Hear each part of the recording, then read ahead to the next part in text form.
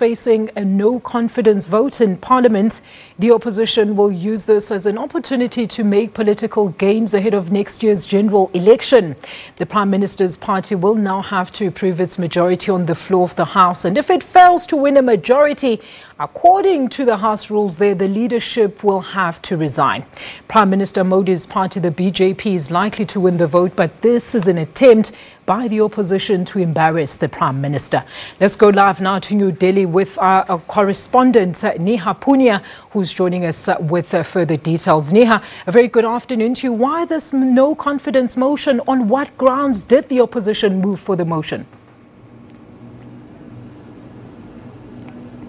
Alicia, the timing of this no-confidence motion is very, very crucial. It's coming just a few months ahead of the campaigning for India's general elections. India will be voting to elect its next Prime Minister in May next year. So many are calling this, in fact, the beginning of campaigning for that election by both parties. And the opposition is doing it on the grounds that it feels that Prime Minister Modi's party, the Bharatiya Janata Party, has been misgoverning the nation. They claim there have been various issues that the government has been unable to tackle, especially an agrarian crisis that the country has been facing over the last couple of years. We've seen many farmers protesting for months now. There have been many attacks against members of the minority across the nation as well. Over the last few months, we've seen mob lynchings grabbing headlines as well. About 20 people have died because of rumors that are being spread on WhatsApp, and these lynchings have caused concern for everyone in the country. And of course, there are also issues with India's economy that the opposition wants to raise, saying that unemployment is on the rise, many businesses are not doing well, and they feel that this is grounds enough to move a no-confidence motion against Prime Minister Modi's party, which they've done. But now the question is going to be, will Prime Minister Modi's party be able to sail through? And all indications are that, yes, that's exactly going to happen. Like you said, this is going to be an opportunity by the opposition to embarrass Prime Minister Modi. But Neha, we hear that the BJD actually walked out prior to the debate, while the Shiv Sena actually skipped the session, meaning that both parties will now have to abstain from the no-trust vote. What does this essentially mean then for Modi?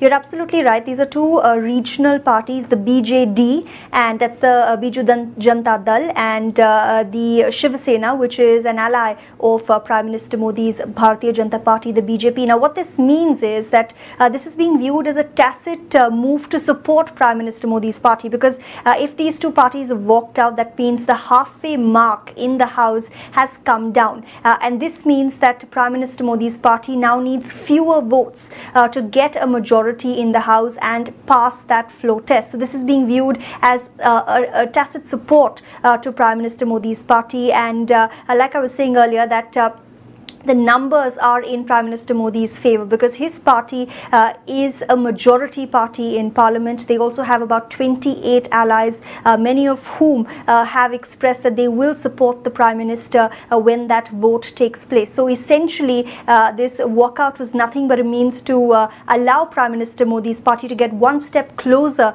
to reach that halfway mark that's needed to win this trust vote. And then, Neha, what happens next as far as the parliamentary proceedings are concerned? Because we're hearing that should this motion go through, then the whole cabinet, Modi's cabinet, is going to have to resign.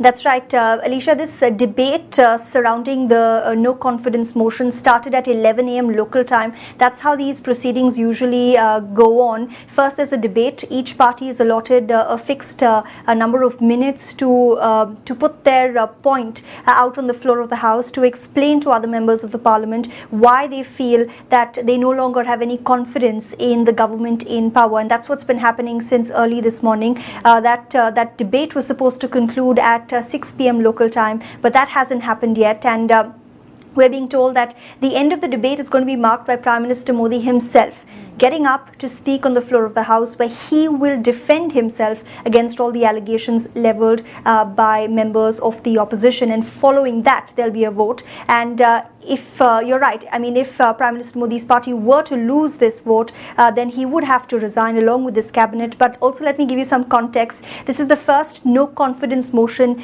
in India's parliament in the last 15 years. There have been a total of 20 plus no confidence motions moved in India's parliamentary history. And very important to note that not a single government till date in India's history has ever lost a no confidence motion. So, I mean, I think the BJP, Prime Minister Modi's party, is also feeling very confident on account of that history on its side, plus the numbers as well. Absolutely, Neha. Maybe let's backtrack. I know you mentioned a little bit earlier on the misgoverning of the country and the high unemployment figures. Maybe while we deal with this, I mean, Modi's economic stance, you did mention this, has been widely criticized. Many saying that he's actually failed to attract and maintain investment in the country. Should he be recalled? And then what is the likely scenario that would unfold besides, of course, the whole cabinet resigning?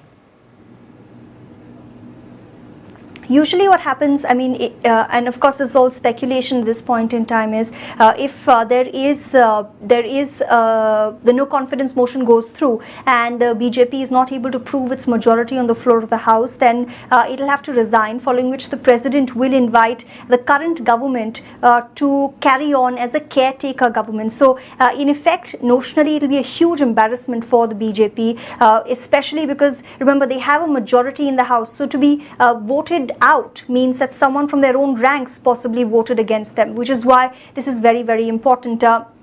Number two, once a caretaker government is appointed by the president of the country, in all likelihood, it will be the same BJP government. So notionally, while they will have lost this no confidence vote, they will still be in power till the next elections. And like I was saying, India's next parliamentary elections are next year in 2019. So even if BJP is voted out, they will still carry on and finish their term, but as a caretaker government. But important to note, Alicia, while you're asking me this question, the mood in the country has changed quite significantly since 2014 when Prime Minister Modi was voted to power. Back then, he had swept the country. His party had won a majority of the votes. But since then, polls show his popularity has dipped, and that's what the BJP is worried about. All right, and maybe who's the best contender if not Modi, Neha? Well, what you're seeing right now, Alicia, is a very curious situation in India, because what this no confidence motion also means is it's an attempt by the opposition parties of the country to see whether or not they can pull together a pre-poll alliance which is against Prime Minister Modi. So that's what we're seeing right now. All the opposition parties are coming together. There are many of them. Most of these parties are regional parties, barring the Congress party, which is many, many years old. It was the party that led India to independence and also gave India its first Prime Minister, that's Jawaharlal Nehru. This coalition of these parties believes that the leader of the Congress, that's Rahul Gandhi, who was anointed only earlier this year, will be the right candidate to challenge Prime Minister Modi. That's also what we saw in Parliament earlier today, when he delivered a very, very fiery speech where he accused the Prime Minister of not being interested in running the country, but being interested in going for trips abroad, going out of the country to meet other foreign delegations. And this is crucial because it's important, especially to the viewers in South Africa, because Prime Minister Modi next week is going to be in your country, and the timing of this attack seems to be aiming at that just a few days from now the Prime Minister will be out of the country once again. Neha, thank you so much for that sound update. Historical developments happening in India in that historical motion of no confidence there against Prime Minister Narendra Modi. That is our Indian correspondent Neha.